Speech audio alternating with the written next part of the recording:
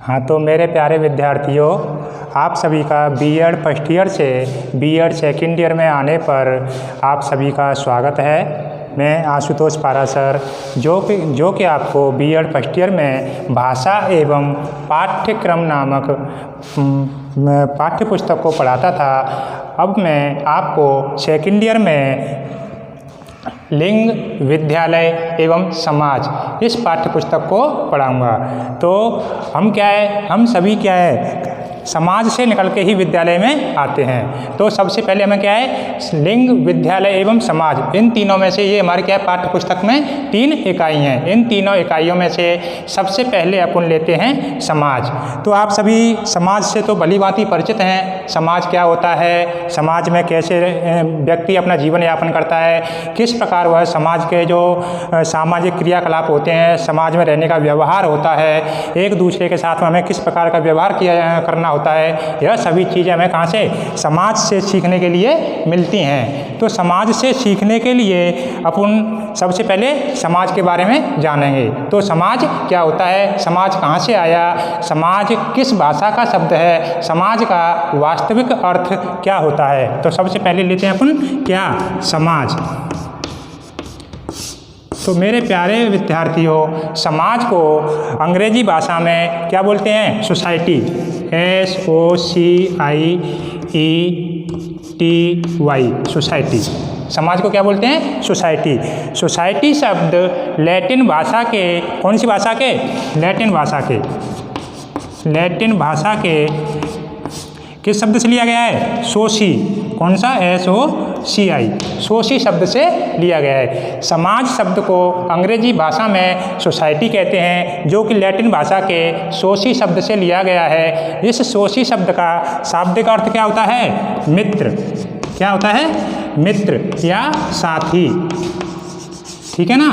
मतलब हम सभी लोग समाज में रहते हैं। तो समाज में किस प्रकार से रहते हैं, मित्रवत, एक दूसरे के साथ में मित्रवत रहते हैं, या एक दूसरे के साथ में साथी के, सहयोगी के रूप में रहते हैं। क्यों, क्योंकि समाज में एक दूसरे व्यक्ति को कभी न कभी, है ना, एक दूसरे व्यक्ति से आवश्यकता पड़ती है। बिना एक दूसरे की सहायता के व्यक्ति अपनी सामाजिक आवश्यकताओं को कभी भी पूर्ण नहीं कर सकता। इसी के लिए क्या बनाया गया था, समाज बनाया गया।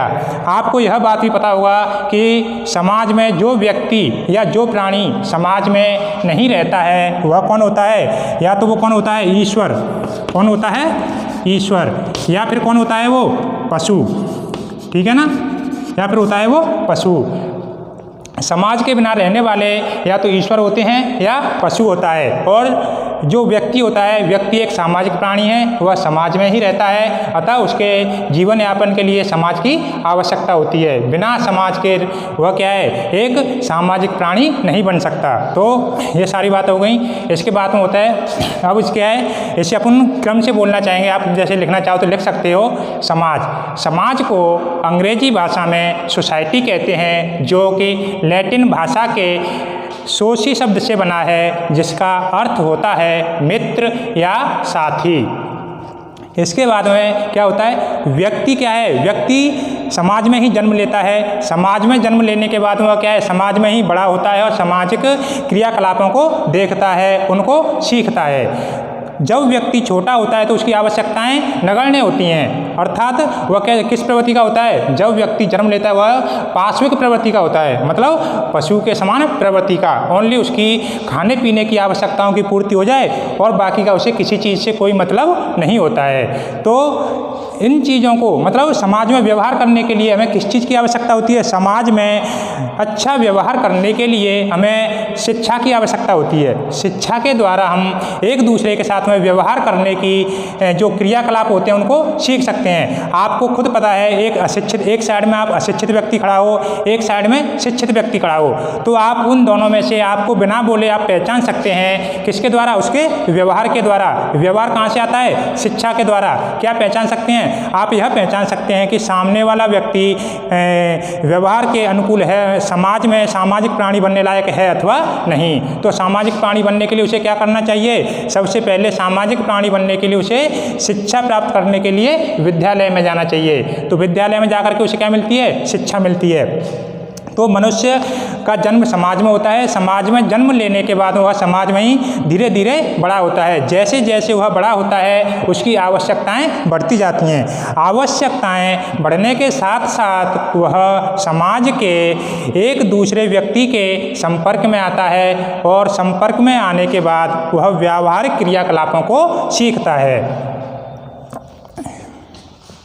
इसके बाद में क्या होता है, एक तो क्या है व्यक्ति होता है, उसी प्रकार प्रत्येक चीज़ से प्रत्येक व्यक्ति को क्या होती है, एक उम्मीद होती है। इसी प्रकार व्यक्ति से समाज को भी उम्मीद होती है। तो समाज भी क्या चाहता है, समाज भी चाहता है कि हमारा मेरा अर्थात समाज का प्रत्येक व्यक्ति एक सामाजिक प्राणी बने, उसका व्यवहार कुशलमय हो, अर्थात एक दूसरे व्यक्ति के साथ में मानवीय व्यवहार करे।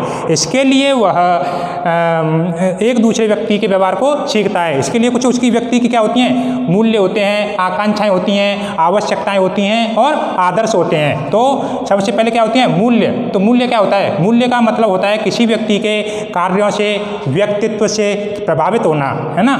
जैसे कि मैं किसी व्यक्ति के मेरे सामने 24 घंटे या 10-12 घंटे मतलब मेरी लाइफ के 24 घंटों में से 10 घंटे अगर कोई व्यक्ति मेरे सामने रहता है तो मैं सबसे ज़्यादा उसी के क्या कार्यों से और उसके व्यक्तित्व से प्रभावित होऊंगा। तो ये तो होता है मूल्य। इसीलिए मैं क्या है, बालकों के समक्ष इस प्रकार का व्यक्तित्व या वातावरण प्रस्तुत करना चाहिए कि वह एक अच्छा माहौल सीखें और जिसके द्वारा वह अपने जीवन में आगे कुछ क्या प्रगति को प्राप्त कर सकें। इसके बाद में आपका आता है आकांक्षा। आकांक्षाओं का मतलब होता है इच्छा, इच्छा रखना, है ना। दूसरा कौन सा आता है, आकांक्षा।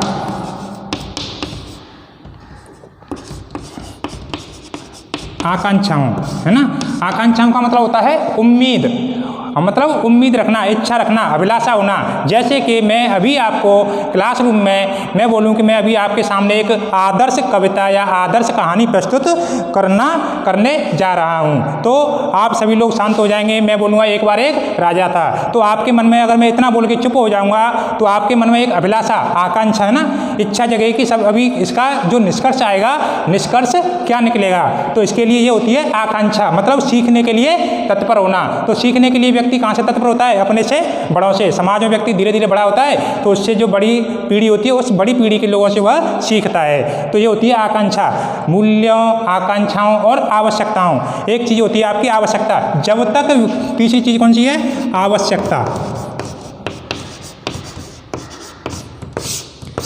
व्यक्ति को अपने जीवन में अनेक प्रकार की आवश्यकताओं का सामना करना होता है और आवश्यकता क्या होती है, आवश्यकता ही आविष्कार की जननी होती है। अगर आप लोगों की फ्यूचर की आवश्यकताओं को पूरा करने के लिए ही आप यहाँ पर विद्यालय प्रांगण में आए हुए हो, शिक्षा प्राप्त कर रहे हो। क्योंकि आपकी आवश्यकता है कि आगे जाकर के आपको भी समाज का एक अच्छा नागरिक बनना है। इसके लिए आपको अच्छा नागरिक बनना है।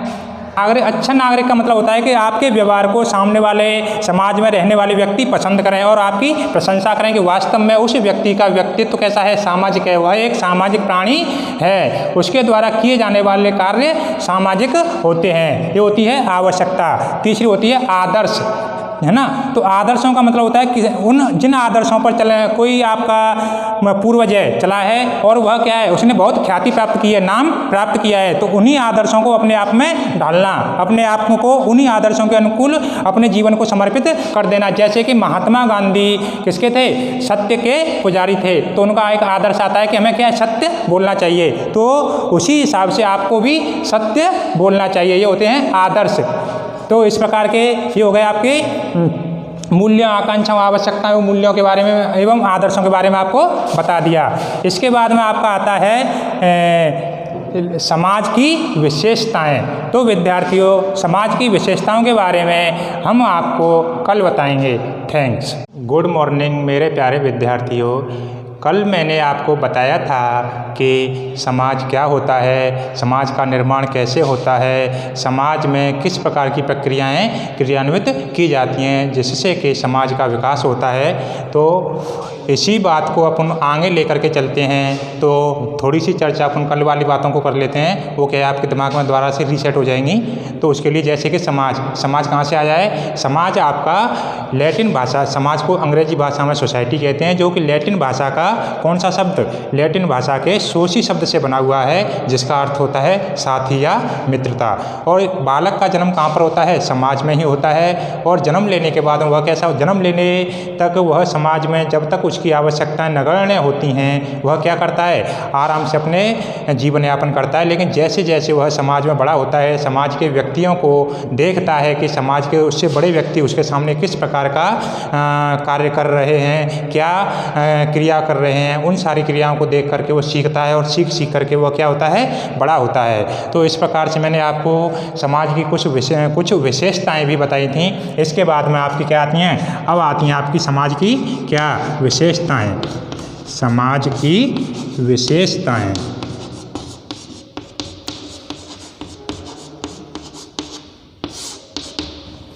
समाज की विशेषताएं।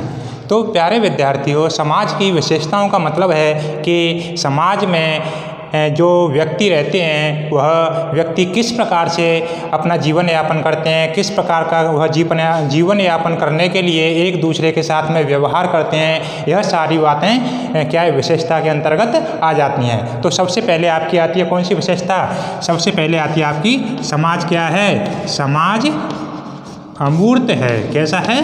अमूर्त, है ना।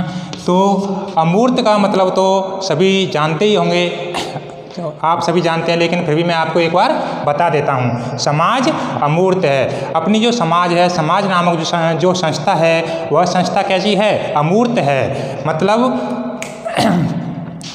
समाज क्या है? अमूर्त है। अमूर्त का मतलब होता है समाज सामाजिक संबंधों का एक जाल होता है। मतलब समाज को अपन क्या है? ना तो देख सकते हैं, ना ही समाज को स्पर्श कर सकते हैं। इसे अपन क्या कर सकते हैं? ओनली समाज को अनुभव कर सकते हैं कि समाज इस प्रकार का होता है। तो समाज को अनुभव करने का, अगर हमारे से कोई यह बोले कि हमें समाज को दिखाइए, तो हम समाज को उसे दिखा नहीं सकते हैं। जैसे कि हमारे से कोई बोले कि हमें क्या है? आम दिखाइए, तो हम उनके सामने आम ला करके प्रस्तुत कर सकते हैं कि यह आम है। लेकिन अगर कल हमारे को आप में से कोई पूछे कि समाज क्या है, समाज दिखाइए, तो हम क्या है? उनको समाज नहीं दिखा सकते हैं। इसे ओनली क्या कर सकते हैं? अनुभव कर सकते हैं। तो समाज को दिखा नहीं सकते, लेकिन समाज क्या है? हमारे अनुभवों के द्वारा ही क्या होता है? हमारे अनुभवों में ही पल करके वह बड़ा होता है। धीरे धीरे हमारे अनुभवों के द्वारा ही वह बड़ा होता चला जाता है। तो इस बारे में एक समाज शास्त्री हुए थे, कौन? राइट। उन्होंने कहा है, उन्होंने एक परिभाषा दी थी। उन्होंने बोला है कि समाज राइट ने कहा है कि समाज व्यक्तियों का समूह नहीं, बल्कि समूह के व्यक्तियों की व्यवस्था है। समूह के व्यक्तियों के संबंधों की व्यवस्था है। यह किसने कहा है? राइट ने।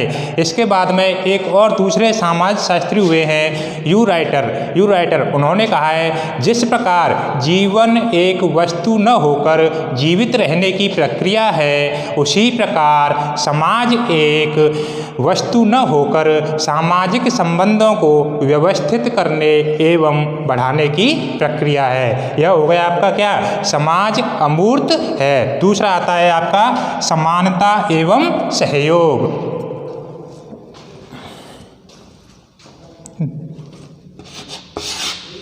समानता एवं सहयोग।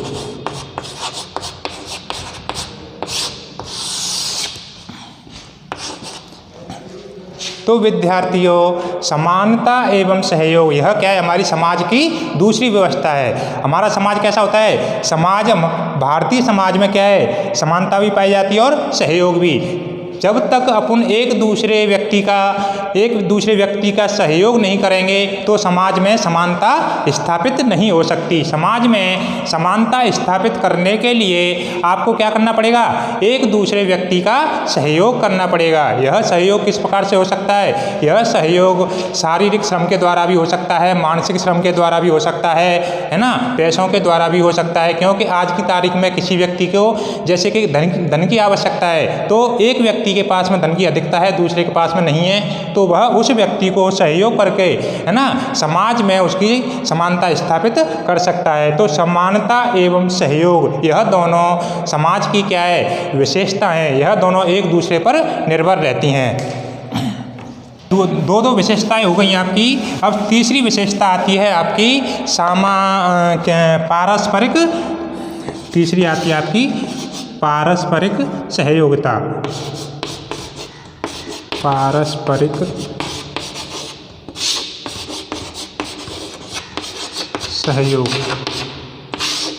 सहयोगिता।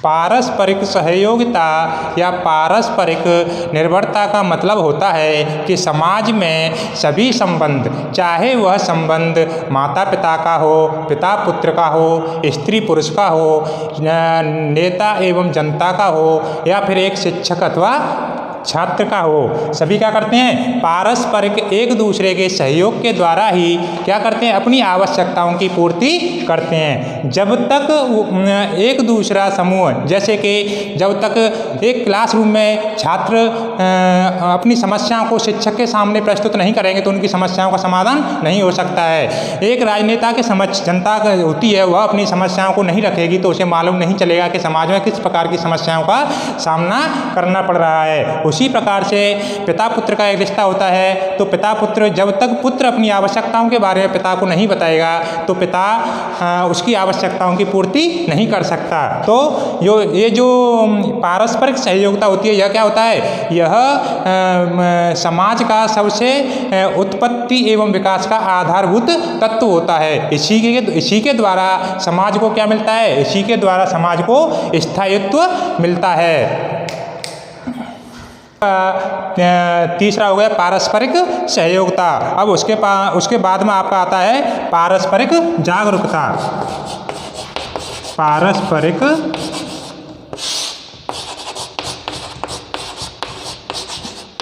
जागरूकता। पारस्परिक जागरूकता का मतलब होता है कि समाज में एक दूसरे व्यक्ति के पास उठने बैठने से हमें समाज के नई विशेषताओं, नियमों का पता चलता है। तो पारस्परिक जागरूकता का मतलब होता है एक दूसरे के साथ में अंतःक्रिया करना, मतलब अपने विचारों को दूसरे के समक्ष प्रस्तुत करना और दूसरे के विचारों को हमारे सामने जब वो प्रस्तुत कर रहा है तो उनसे हमें क्या है, समाज के बारे में नई बातों को सीखना। यह होता है आपका पारस्परिक जागरूकता। पारस्परिक जागरूकता के बिना हम क्या कर सकते हैं, पारस्परिक जागरूकता के बिना हम समाज में एक सामाजिक प्राणी के रूप में स्थायी रूप से अपना व्यक्तित्व स्थापित नहीं कर सकते हैं। क्योंकि हमें समाज में पहचान कब मिलेगी, समाज में पहचान हमें जब ही मिलती है जब हम समाज के सामाजिक प्राणियों के संपर्क में आते हैं, उनसे वार्तालाप करते हैं। ये होता है आपका सामाजिक जागरूकता। आता है आपका पांचवा जो पॉइंट है वह आता है समाज एक परिवर्तनशील एवं जटिल प्रक्रिया है। कैसी, समाज कैसी प्रक्रिया है, समाज एक परिवर्तनशील एवं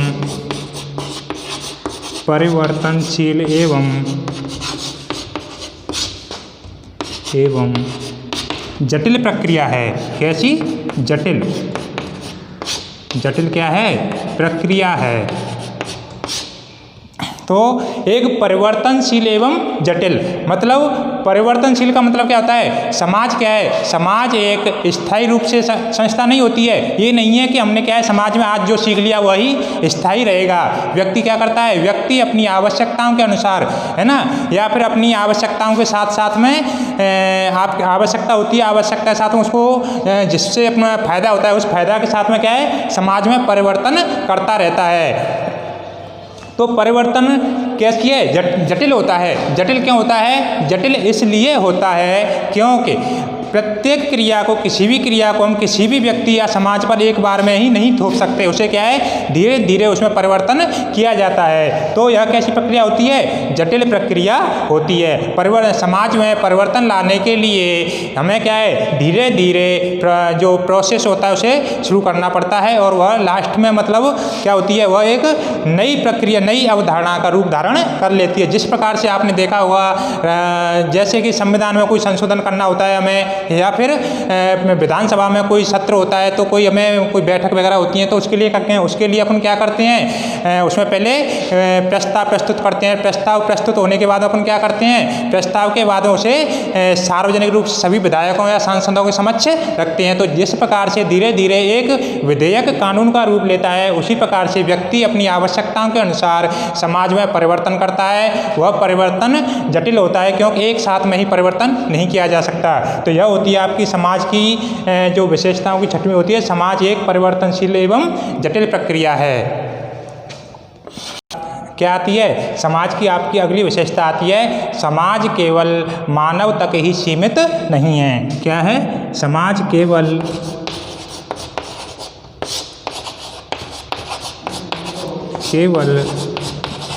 मानव तक ही सीमित, मानव तक ही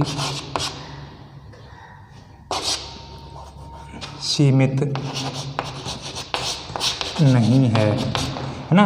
तो समाज केवल मानव तक ही सीमित नहीं है। एक हमारे समाज शास्त्री हैं मैकाइवर, उन्होंने कहा है कि समाज केवल मानव तक ही सीमित न होकर यह सभी जीवधारियों में पाया जाता है। जैसे कि पशु पक्षियों में भी क्या होता है, जीव होता है, तो उनका भी अपना समाज होता है ना। चींटियाँ होती हैं, मधुमक्खियाँ होती हैं, है ना। और आपके मतलब पृथ्वी के अंदर भी कुछ जैसे कि अन्य प्रजातियों के क्या होते हैं, जो पाए जाते हैं कीड़े मकोड़े, है ना, उनका भी अपना समाज होता है। तो इस प्रकार वो क्या है, हर व्यक्ति अपने समाज के हिसाब से ही रहना पसंद करता है। लेकिन इन सभी में सबसे सभ्य जो समाज होता है वह किसका होता है, मानव प्रजाति का ही होता है। मानव क्या है, ना तो कीड़े मकोड़ों के साथ रहना पसंद करता है, ना पशु पक्षियों के साथ। मानव किसके साथ रहेगा, मानव एक मानवीय समाज में ही रहना पसंद करता है। इस प्रकार प्रत्येक जीवधारी का अपना अपना अलग अलग समाज होता है तथा सभी की अपनी अपनी अलग अलग रहन सहन, खान पान सब चीज़ होता है ना, ये सभी की अपनी अलग अलग होती हैं वेशभूषा। धन्यवाद। यह हमारा आज का टॉपिक हो गया, इससे आगे कल पढ़ेंगे।